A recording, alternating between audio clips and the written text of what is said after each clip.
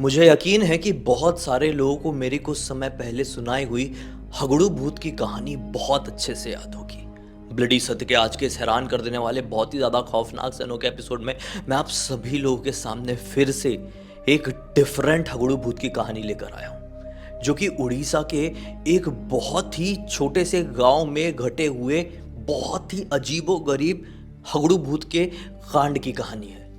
दरअसल हुआ ऐसा, आज से 9 साल पहले की घटना है भाई। हुआ ऐसा कि इस गांव में ना 3 तालाब थे, एक बड़ा तालाब और 2 छोटे छोटे तालाब। तो गांव के जितने भी लोग थे इस तालाब के पास पोटी करने के लिए जाया करते थे। ये बहुत छोटा गांव, बहुत छोटा गांव। तो इस गांव में ना लोगों के घरों में इतने बाथरूम्स नहीं थे। अब जिनके घर में बाथरूम्स थे वो भी अपने घर में नहीं जाते थे, क्योंकि उनको ऐसा लगता था कि अगर हम अपने घर के बाथरूम में पोटी जाएंगे तो हमारे घर के बाथरूम का जो पोटी का टैंक है वो भर जाएगा। तो वो लोग भी तालाब के पास ही जाया करते थे, वहीं पे पोटी करते थे। ठीक है, तो गांव के लोगों ने एक ऐसा नियम सा बना दिया था कि छोटे तालाब के पास नहीं जाना है, बड़े तालाब के पास जाना है। बड़े तालाब के पीछे की तरफ एक और चीज थी, और वो था दारू का ठेका। दारू का ऐसा कोई एक्चुअल ठेका नहीं था, बल्कि ये कपल था, यही थोड़ा सा 50-55 साल का कपल। वो लोग कच्ची वाली खुद पे घर पे दारू बनाया करते थे। तो रात बेरात जिसको 2 बजे भी पीना हो तो उनके घर का दरवाजा खटखटाते, पैसे दे के पी के आ जाते। तो ऐसा था उस बड़े तालाब के पास का थोड़ा नज़ारा। एक दिन की बात है, गांव का एक घर था। उस घर में ना 7-8 लोग रहते थे, जॉइंट फैमिली वाला घर था। उसी गांव की बात कर रहा हूँ। अब एक्चुअल कहानी यहाँ से शुरू हुई है। उस घर में हुआ एक घमासान झगड़ा किसी बात को लेकर। बहुत दिन तक ये झगड़ा चला, बहुत दिन तक। तो भाई इस घर का जो मुखिया था, उम्र रही होगी 45 साल के आसपास की, वो डिप्रेशन में जाने लगा क्योंकि उसकी पत्नी उसको तलाक देके छोड़ के जाने की बात कर रही थी। वो बहुत टेंशन में आ गया। उसकी पत्नी मायके वायके भी चली गई। एक दिन की बात है, रात में 1:30 बजे के आसपास वो वही बड़े तालाब के पास गया। वहां से होते हुए वो दारू के ठेके में गया, वहां से बहुत ज्यादा दारू पिया। अब यहाँ पे रात के समय तो कोई था नहीं ऐसा। तालाब में कूद कर उसने खुद को खुश कर लिया।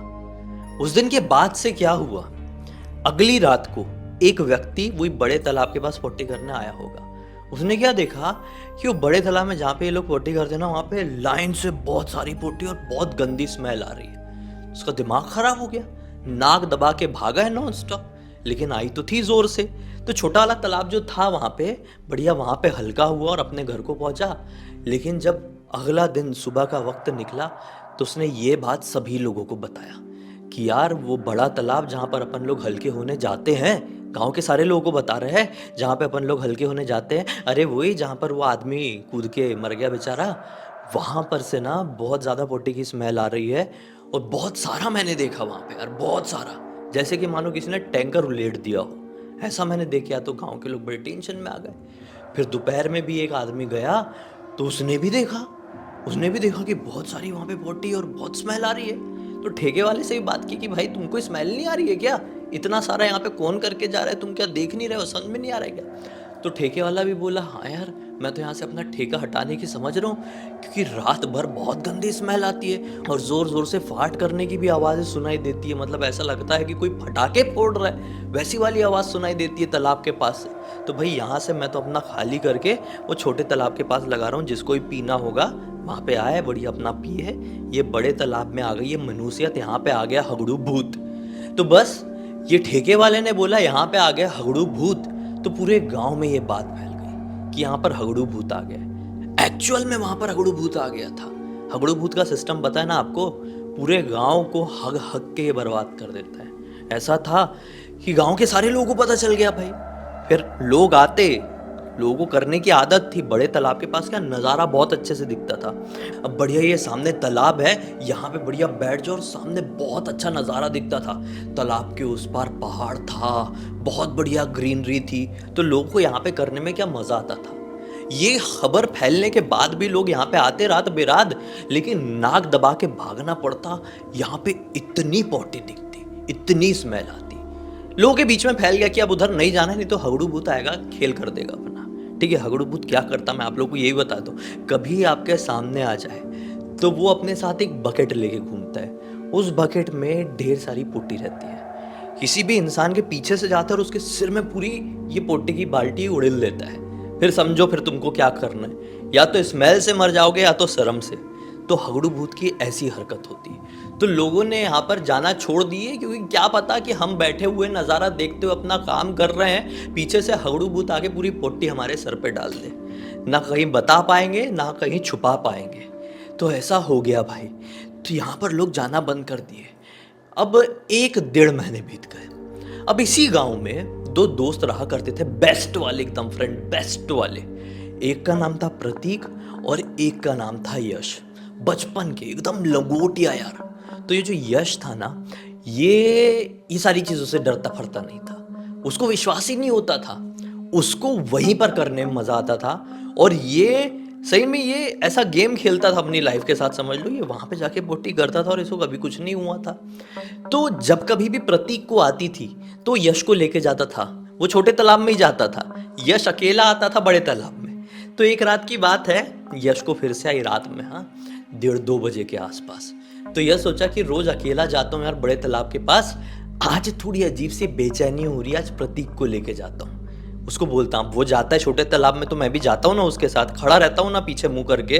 वो अपना करता है बढ़िया, आज वो जाएगा, वो पीछे मुंह करके खड़ा रहेगा, क्योंकि मुझे अकेले जाने का मन नहीं कर रहा है। वो गया, बाजू में रहते थे, एकदम लंगोटिया यार थे, एकदम बचपन से भाई भाई जैसे। बोला चल भाई मेरे को आई हुई है।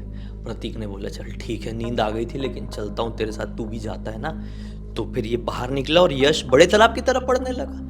तो प्रतीक बोलता है भाई बड़े तालाब की तरफ क्यों जा रहा है, उधर पे हगड़ू भूत आता है, तेरे को मालूम नहीं है क्या, तू समझ क्यों नहीं रहा है। यश बोलता है देख यार, मैं ना फालतू की बातों पर विश्वास नहीं करता है। ये हगड़ू भूत क्या है, हाँ? अरे भाई वहां पे बैठ के करो, क्या नजारा दिखता है यार। जितना प्रेशर आया हो उससे भी डबल अच्छे से होती है, बहुत मजा आता है। एक बार करो 2 दिन तक आती नहीं है, इतना मजा आता है वहां पे। तो मैं तो जाऊंगा वहीं पे, तू चल रहा है तो चल, नहीं तो सोच ले अगली बार से मैं तेरे साथ नहीं आने वाला। तो अब ये थोड़ा सा इमोशनल ब्लैकमेल हो गया। प्रतीक ने बोला कि ठीक है यार चलता हूँ। ये दोनों गए भाई। इतनी रात का तो वक्त था। ये एक पेड़ के नीचे खड़ा हो गया प्रतीक, उस तरफ मुंह करके, और यहाँ पर ये तालाब के किनारे आया। अभी भी ढेर सारी पोटी थी, मस्त नाक दबा के अपना बैठा है, नज़ारा देखते हुए कर रहा है। अचानक से पीछे खड़ा हुआ प्रतीक बोलता है अबे यश चल जल्दी निकलते हैं। वो पीछे एक पेड़ दिखाई दे रहा है तेरे, वो हिलता हुआ दिखाई दे रहा है भाई, पेड़ हिल रहा है। तो यश को कुछ पड़ी नहीं है। यश को लगा कि प्रतीक की फट रही है इसलिए फालतू की बात कर रहा है। यश अपना कर रहा है बढ़िया, 5 मिनट से कर रहा है, उसको मज़ा आ रहा है, बढ़िया आनंद ले रहा है नज़ारे का, कर रहा है। बोलता है छोड़ना यार, खड़े रहना यार, बस 5 मिनट की और बची है फिर चलते हैं। प्रतीक ने क्या देखा, लिटरली यश तो अपना करने में लगा हुआ है बिल्कुल बेफिक्र। वो डरा डरा उस पेड़ को देख रहा था जो हिल रहा था।